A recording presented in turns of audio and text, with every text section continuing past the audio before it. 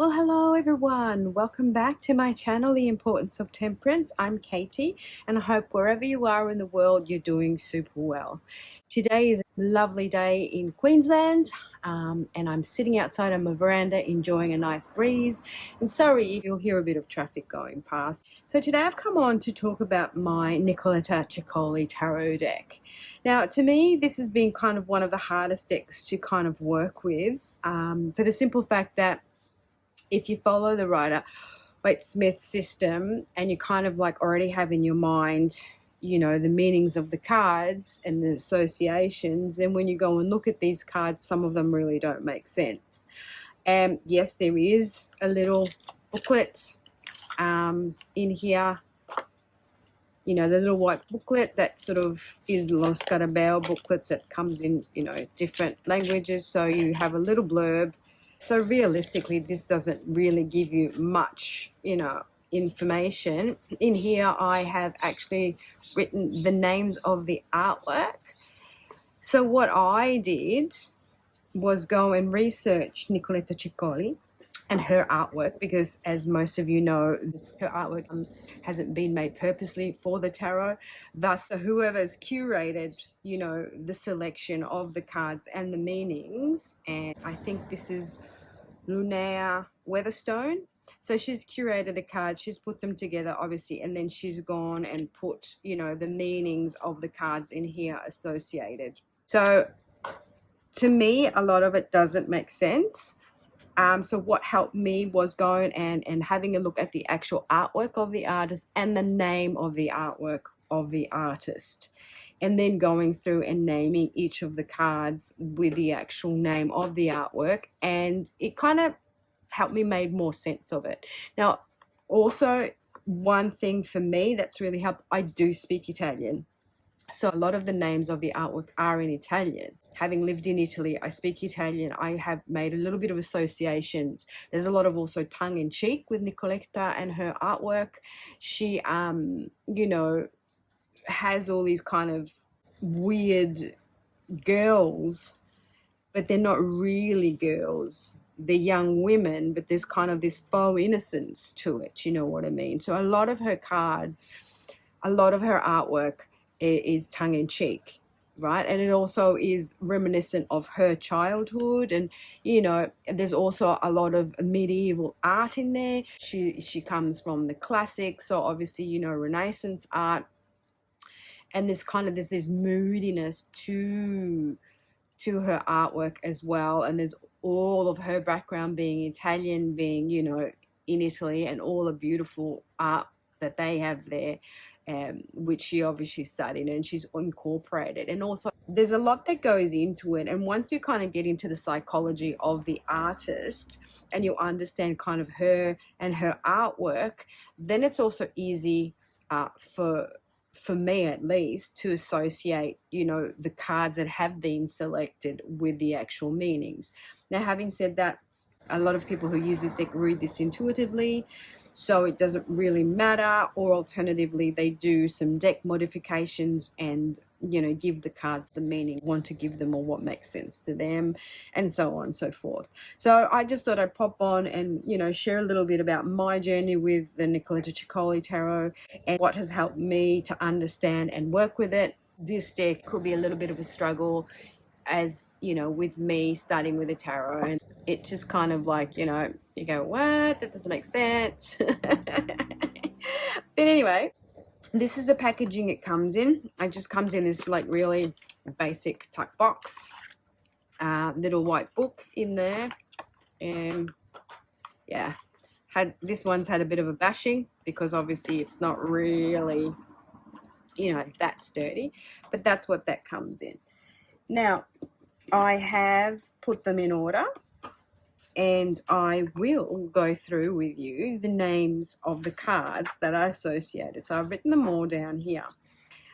So this is called tamburina, which means someone who plays the drum. And kind of that does make sense because she's, going to the rhythm of her own drum. And so, I mean, that's a pretty easy sort of association to make with that one. The Magician is called Hide and Seek, which is very interesting. But the Magician, again, kind of makes sense that we wear masks and we can be who we want to be and do what we want to do. You know, that's kind of an easy one to interpret. This one here, the High Priestess, is the Ice Princess, so that kind of makes sense. That's an easy one. This one I didn't find the title to this artwork. This is the Empress. But again, you know, she with the nature and these little bugs. I don't understand if that's an actual mirror or if that's kind of like a magnifying glass. So I'm not sure if she's looking at herself or she's looking at the bug. But yeah, that's kind of easy to interpret. Anyway, the Emperor, which is Napoleon on the rocking horse, that's, again, I didn't find a name for this particular artwork, but, you know, I find that that's pretty, you know, easy. The Hierophant, it's entitled Monkey, and it's a very interesting Hierophant. It makes sense to me in a way that, you know, yes, it's great to sort of seek advice and have someone to go to and talk to and have a mentor and stuff, but, you know, let's not, you know, pray to false gods kind of thing, or put people on a pedestal that don't deserve it. So that's super fun, that one there. This one here is the Lovers, and it's called Eve. So obviously, you know, the temptation, the apple, so it takes it back to the, you know, Garden of Eden, the lovers, and so on and so forth. So that's pretty easy. This one here is called Agatha. There is Saint Agatha, and I guess, you know, she's on this little donkey, which is her little chariot, and she goes forth. But this doesn't really give you the momentum of the chariot, to be honest. It's kind of like a more slow tempo one. So this would be one of those cards that you kind of have to give your own interpretation to, I guess. But yeah, the donkey is the little chariot going real slow.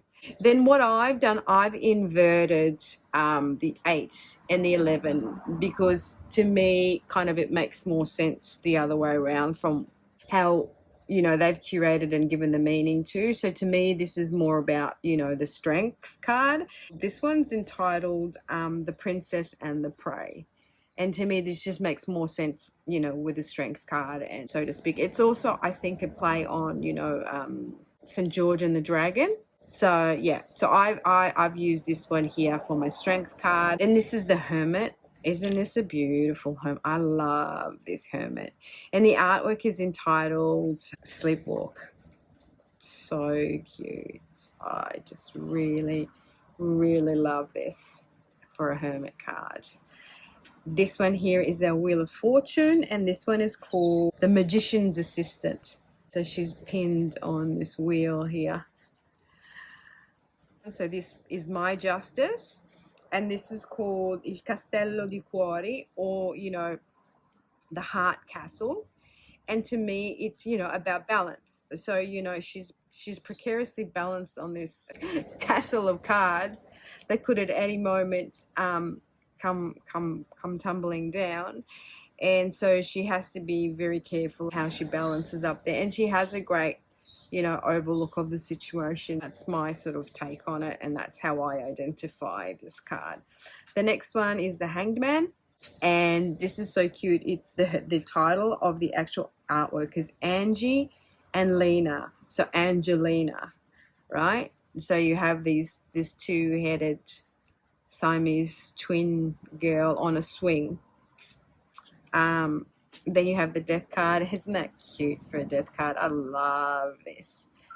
The title of the original artwork is Snow White, but, you know, like, is she dead? No, she's not. She's just had a bite of that poison apple, and she will come back to life. So, you know, a great kind of take on the transition that is death card. And then this is Temperance. Oh my goodness me, I love this Temperance card. It's gorgeous. And the title of the work is Daphne. She's Daphne. Chillaxin. So, and this is the Devil card. Is entitled Rapture.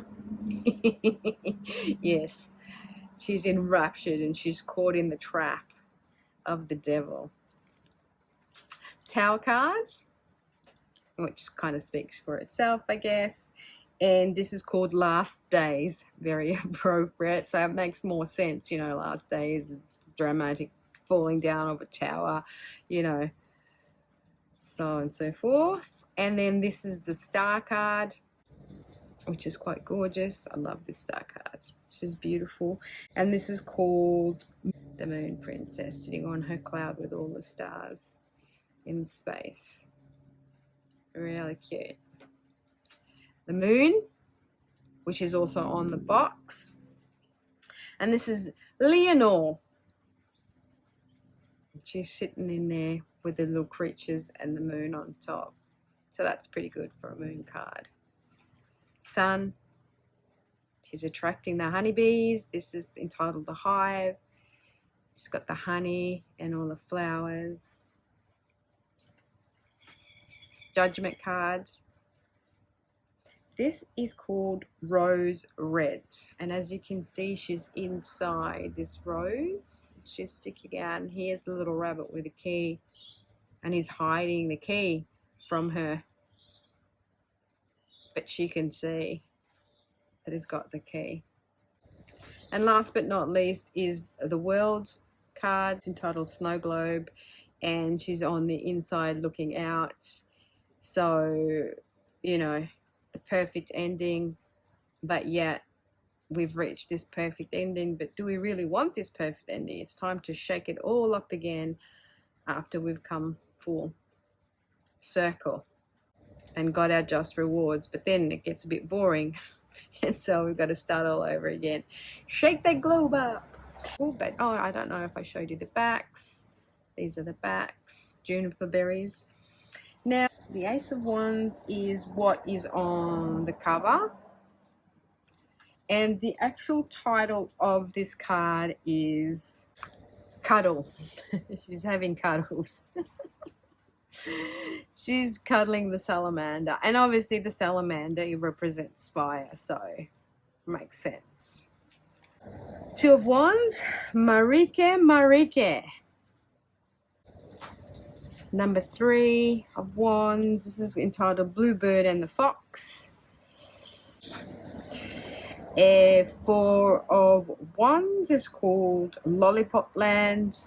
So, you know, 4 of Wands, celebration, fun times, achievements, happy days.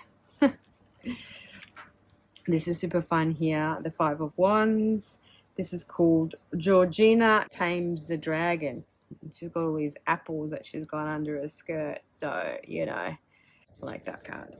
This one's a little bit, you know, so, you know, where do you see the victory in here? This card is actually called the Pilgrimage. So if she's moving on, and she's probably been on a pilgrimage, she doesn't look super happy. So I don't know how this inspires you to find a victorious moment in this card, but it is what it is. This one here is the 7 of Wands, which is super funny. This is called Captivity. But in the booklet, it kind of says, you know, don't always be defensive and don't always expect the worst. You know, sometimes, yes, we do need to be punished, but not all the time. So she's been put on the knee for a spanking because she's been expecting the worst for herself. This is a beautiful 8 of Wands. I love it. It's called La Luciola, which means firefly. And she's got all these fireflies all attached, and they're all ready to go. She's sending out her messages to the world. This is a bit scary, this one. This is the 9 of Wands with this kind of salamander that's kind of camouflaged on the wall there. You could sort of read it in a lot of different ways, but the actual name of the artwork is the Storyteller. So she's chilling like a villain here, you know, relaxing. And yes, there is that danger there, but she's not aware of it, or she's ignoring it. 10 of Wands. The title of this card is The Night Walk. She's gone out for a walk. All these kind of fruits are all falling down and around. All these weird flies and bugs and stuff. You can quite feel the oppressiveness of this card. And she's going, okay, see ya, I'm out of here. And she's taken a bug for a walk. This is our beautiful Page of Wands, and she's called Flora, and she's just gorgeous.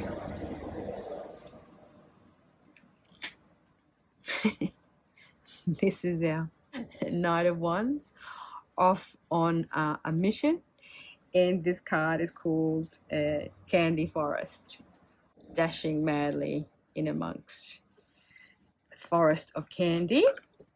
Our beautiful Queen of Wands, she's called Cherry or Cherie, and you know, this is all about passion and beauty and, you know, charm. It's got a little cherry in here, making everything look beautiful.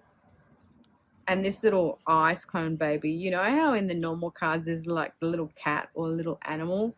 That's kind of how I interpret this little baby in here as the cat. And this is the king, the dragon coming out. She doesn't need anyone's help, this one. And this is called Contrary Mary. Yes, you can see she's a bit contraried, can't you? Yeah, so there's a lot of kind of like tongue-in-cheek in these cards, I feel. So very open to interpretation. Everyone will see something different in them. So that's the Wands. These are the Pentacles. This is the Ace of Pentacles, and it's called Wavel, which means egg. And she's round like an egg, and all these little birdies are breaking out of the egg and flying forward and out. She's got all these birds on her head. This is called the Juggler, of course, you know, juggling kind of makes sense. In Italian, it's the giocoliere. This one here is a bit of a take on Alice in Wonderland, the Three of Coins, and it's called, the actual artwork is called Eat Me. So I'm not entirely sure this little bug here is looking at her and wants to eat her all up. Kind of feels there's a bit of sexual tension happening here. And then this mushroom is leaking some sort of fluids. Yes, very ambiguous, this card. A bit of a mischief going on there. This is the Four of Pentacles, which is a very interesting take. This is called Parallel Thinking. And then you can see the princess, she's looking out of her, you know, castle, and there's this little other kind of man with the head of a dice looking up at her. Parallel universes, I guess. This is a beautiful Five of Pentacles. I haven't found a name for it, but I've named this card Petiroso because Petiroso is a red robin in English, but petto is like your chest, and in Italian Petiroso means a red-breasted, of course. So, you know, and this little bird is picking at her chest, making her sad. This is so cool, this one here. This is the Six of Pentacles, and her name is Catherine. And Catherine's got all these mice that she's holding on to. Now, we don't know what she's going to do. I'm not entirely sure if she's holding on all for herself or if she's going to share these little mice. But yeah, she doesn't look very in the sharing mood.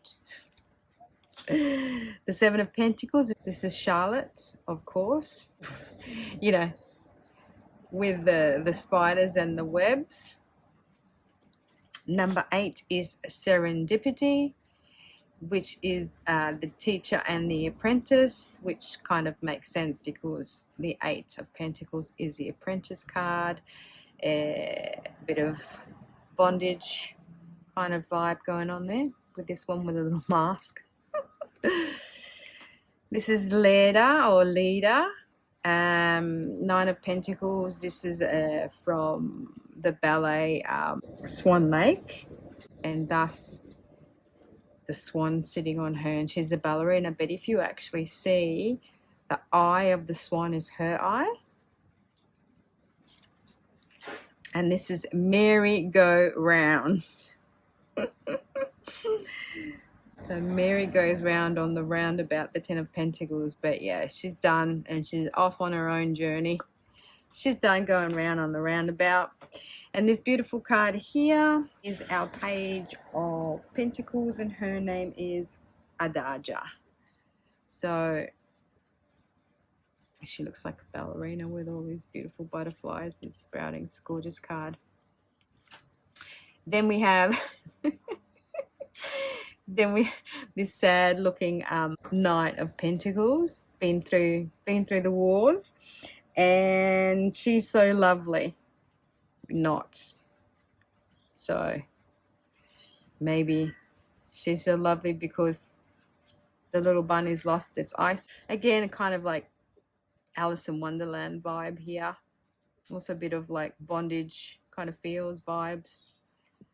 But yeah, this bunny's not going anywhere fast, even though she's trying to whip him into a frenzy. This is the Queen of Pentacles, and her name is Just Like Heaven. So yeah, just like heaven, the abundance card. Doesn't look very joyful though, does she?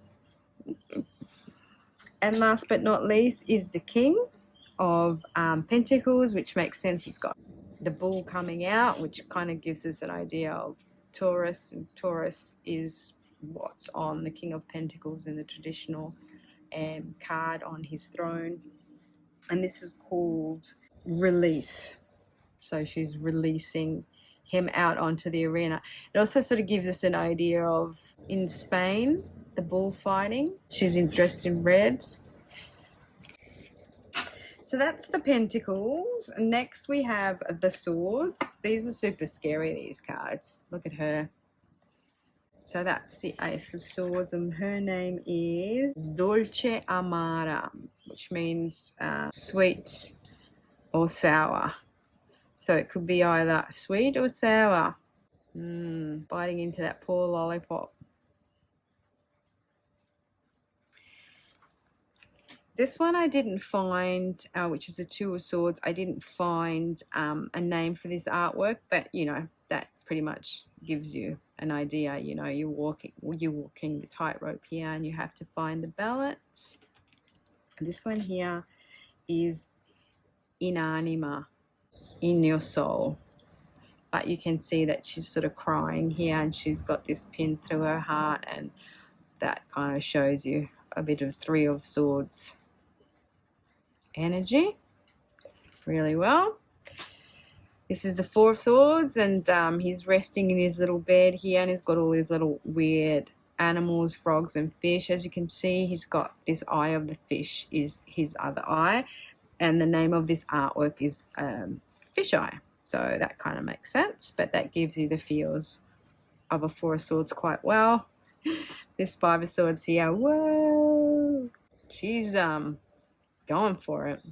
And this poor radish here is crying, no, help, don't kill me, don't cut me up.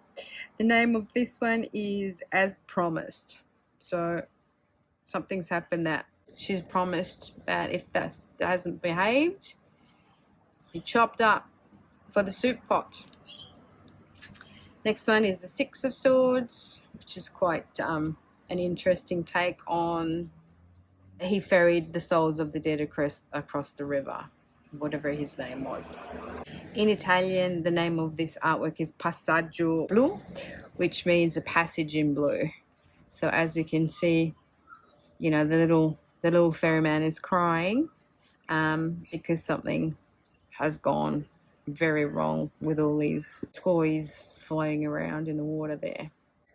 Seven of Swords. I love the Seven of Swords. Again, I didn't find a name for this artwork, but I've named it the Red Balloon.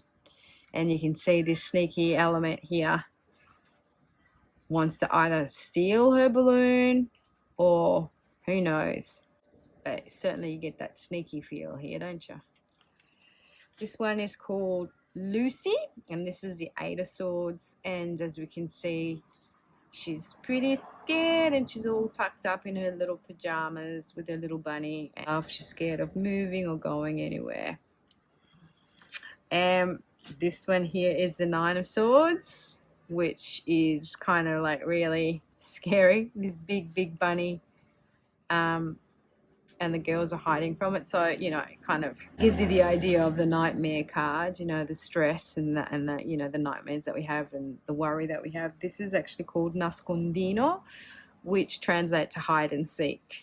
So yeah, the big bunny is coming to look where you hide. And then this is the Ten of Swords. This is a bit macabre, this card, and it's called Just Dessert. So as you can see, you know, this pretty cake, all she is just a dessert, and they're just cutting into her, and the cookie man here's going, oh no, oh no, and these weird creatures are coming to get her. Oh, this is a beautiful, this is our Page of Swords. It's called farfalla. The artwork's called farfalla, which means butterfly. But isn't she beautiful? So gorgeous. This one here is our Knight of Swords, and Big Bang Theory is the name of the artwork. As you can see, all these things are flying everywhere. She's going off on a mad chase, so it kind of gives you that vibe of the Knight of Swords. This is our Queen of Swords. She's, yeah, she's scary. She's eating this eyeball here. She's given no quarter. And the name of this card is Eye Candy. That's a bit of a tongue-in-cheek, isn't it? Classic. And last but not least is our King of Swords, and yeah, writing all these letters, and then there's this horse in the background with a horseman on there as well, and they're carrying away, taking away. I don't know if he's like, if she's writing all these letters to him and he's receiving them, or if he's sending them back, but the name of this artwork is Love Letters. So I guess they're exchanging love letters. It's all a flutter. Okay. And then I have got Cups. So this is the Ace of Cups, and it's kind of a bit freaky, to be honest. The name of the artwork is Olympia. And she's got all these dolls that are kind of like all her semblances. Like they're all her. And she's holding them all to her breast, but they're all in different phases. Yeah, this is a bit freaky, this card. But anyway, Ace of Cups. And then you have the Two of Cups. This is called Soulmate, so that makes sense. This is cute, called Mermaids, the title of the artwork, and that reflects, you know, the Three of Cups really well.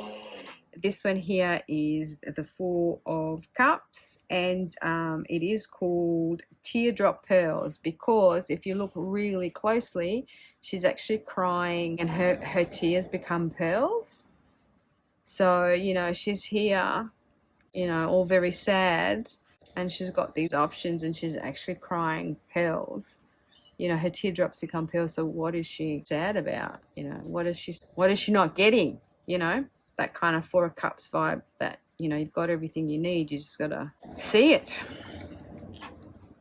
This is the Five of Cups. The name of this is the Embrace, or this protection, you know, being sad, but you are actually cocooned, you're actually safe. And so whatever we're scared of, and whatever differences we think exist, or whatever think we're losing, you know, if we actually look at the bigger picture, we're all kind of complementary. To me, this is more of a positive Five of Cups than the traditional kind of real sad, negative one. It's more about, you know, yes, change, but we're safe in that change. Change is necessary. This is the Six of Cups, and this is called, this is called Eva. Sorry, I called the Lovers Eva, but it's actually Bliss. This is Eva here, and she's looking at herself in the mirror, this little creature here, thinking. She's caught in this tower, but she can always get out of this tower. This is pretty cool. 7 of Cups. All these choices, you just gotta like, and that kind of is a bit reminiscent of Alice in Wonderland as well. This is entitled Prova a prendermi, which translate into try and catch me, which is quite appropriate to that. This one here is our 8 of Cups, and it is Cheryl. That's Cheryl. This one is the 9 of Cups, and it's entitled Eat Me, Drink Me. Yeah, so the land of honey and milk kind of thing. Wish fulfillment card, or whatever you want to call it. This one here is the 10 of Cups, and this is called Elephant Journey. And as a 10 of Cups, it's a bit scary to me. It looks like she's running away and her elephant is helping her escape. I mean, it doesn't feel like, you know, the happy ever after with your white picket fence card, you know, emotional fulfillment. Looks more like, hey, yay, let's get the hell out of here.